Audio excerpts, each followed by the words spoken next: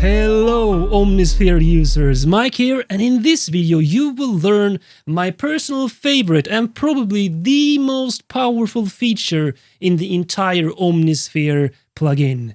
So let's learn about the sound lock feature right now. And I will also give you a bonus in the end of this video. Alright, so let me start by explaining what sound lock is and how it works. So if you open up the preset browser, clicking here or clicking the plus sign to go into the full browser, you can see sound lock up here, or in the small preset browser, it's right here, this little lock icon. So what does it do? Well, if you start with any patch, let's say you go in and go to, let's say, a short pluck sound on a synth, like this one. And then you go in and you want to lock a certain aspect of it that you want to apply to any other preset in the entire patch library. So let's say the envelopes here, you like this short and plucky sound, so you dial it in like this until you are satisfied. There is short decay, fast attack, quick release. Now you can lock it. Click here and choose lock envelopes. This means that all these envelopes, including the filter envelope by the way, and in case you have several layers, those will also be locked. So all envelopes are now locked to the this preset here. Now, as soon as it's shift to any other preset, let's say if I load up a pad is obviously not short and plucky, but this envelope will remain, so it will force the envelope to change for the new patch. So let's say this one here, voila, you can see the same settings are here on the envelope, so it will not sound as a pad anymore. You in fact created a very soft pluck sound. So you can basically create a pluck sound out of any other preset by forcing the envelope. So that is how it works. You lock a certain aspect of the of any preset. My favorites are probably locking the filters, envelopes, and arpeggiator. Sometimes even the pitch bend range, because let's say you created an arpeggiator. Let's see what we can do here. Let's reset it and load up initialize arp, and then you create, let's say, this here. All right, so you have 1 2 3 1 2 3 1 2 3, and then you like that rhythm.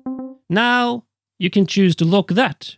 Click the lock up here, arpeggiator, load any other preset in any category, even like bold colors here. Voila, the ARP is still there. And you can change another one, and it will still remain. And you can lock several aspects at the same time. So let's say you liked the envelopes in this as well, so you can click like so, and you have locked the arpeggiator and the envelopes. Or you can lock everything, and if you want to go back and be totally free to change preset without any lock, just click clear all, and now you can change. And of course, the ARP is no longer there. So that is how it works. Do you want to create an endless amount of different riser effects? Well, let me show you how you can do that with the sound lock feature. So you go into the main here and you set the pitch bend, because you don't want to pitch bend only 2 semitones like this. So this is just an automated pitch bend modulation from middle to highest position. Set that to, let's say, 24, 2 octaves, and you have... Okay, so this is just one MIDI note with pitch bend modulation all the way up, and that corresponds to 24 semi notes here. So, well, if you change the patch, that will reset. So you need to sound lock pitch bend range. And then let's say you also want to have a long attack and a long release to make that long pad-like sound. So let's sound lock the envelopes as well. And yeah, pretty much that is it. So now you have But if I change to any other preset, like this one, another riser, let's create some risers. Even go into the synth section, for example, this one here. Or this one. I mean, some of these have Arpeggiator and stuff and filter sweeps turned on. But since I locked the amp, the envelope here, you can see the envelope and the main here, the pitch bend here. Those are the main aspects that I use for creating this riser.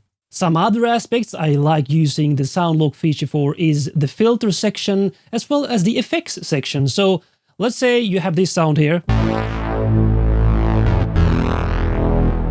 Now the first thing I want to do is apply the same kind of filter to both these layers. So I turn it to shared signal path, which means if I adjust this filter, it will be the same for layer B, C, and D. And then I go in and choose a really nice filter, rich and moogie, put it on very low, and let's see how this sounds. And there you have it, a really cool bass pad type of sound. So do you want a pad or more of a... Let's use a synth, like this. So let's lock the envelope.